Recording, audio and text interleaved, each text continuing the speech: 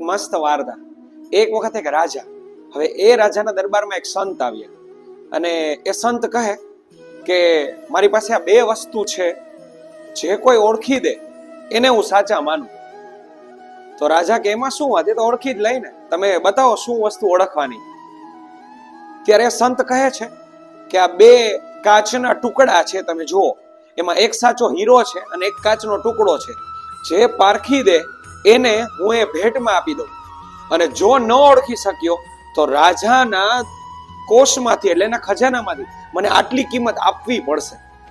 બધા લોકો મૂંઝાયા. સૌથી પહેલા તો રાજા જ મૂંઝાઈ ગયો કે આવું કેમ કરું, આ ન કરી શકાય, આમાં કદાચ સાચું ન પડ્યું તો. પણ એક અંધ સુરદાસ હતા, એને કહ્યું કે હા હું કરી બતાવીશ.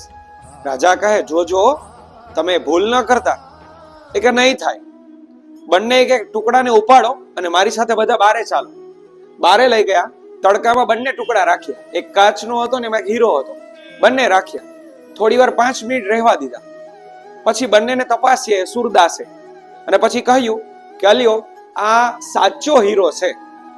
એટલે જોયો એને તો એ સાચો હીરો નીકળ્યો.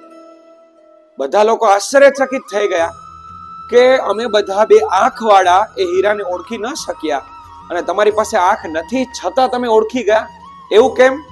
ત્યારે એ સુરદાસે સાહેબ જવાબ આપ્યો કે બંને ટુકડાને બારે લઈ ગયો ને, બંનેને 5 મિનિટમાં તપાવ્યા. જે કાચનો ટુકડો હતો ને તપી ગયો, પણ જે સાચો હીરો હતો ને એ તપ્યો નહીં.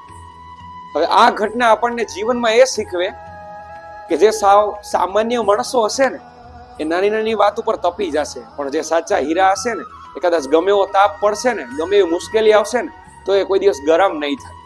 જો વાત ગમી હોય તો લાઈક છે ને સબસ્ક્રાઇબ કરો. Thank you.